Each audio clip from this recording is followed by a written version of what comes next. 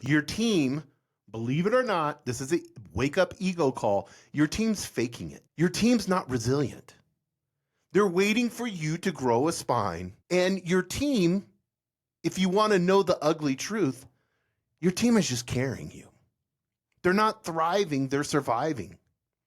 They're fixing your messes constantly, and they smile and nod through the fluff that you give. And they keep quiet. Why? Because if you're not a leader, what are you? And I don't like to use the word follower, but that's a person that's not really into leadership. So they want two things: security, a paycheck, and they hate drama. So what are they going to do? They're going to appease the conversations that you have with them. They're going to sit in the meetings and pretend like they're taking notes. They're going to listen to your half-baked strategies. And you're going to think in your head, wow, these guys like me. They get it. Especially if you don't even realize how narcissistic you are. I do this all the time with leaders. This is crazy. I've talked to more leaders because I'll watch their interaction.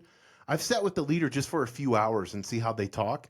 And if they always bring it back to themselves, and some of you have leaders that are this way. If you're in middle management, your upper leadership, it's this way. Or they will like have a conversation and 80% of the time they're talking and they're talking about maybe a problem that they're having in their personal life or whatever. And it's like, really? That's so narcissistic. That every word that comes out of your mouth has to be helping others. And if you're doing that, you're not a leader yet. You're just a placeholder that these people are stuck with. And that sounds harsh, but it's the truth. Because they did a survey this week, and 97% of execs say resilience matters and is important, but half of them admitted that they suck at it. And the odds are that you're in that half.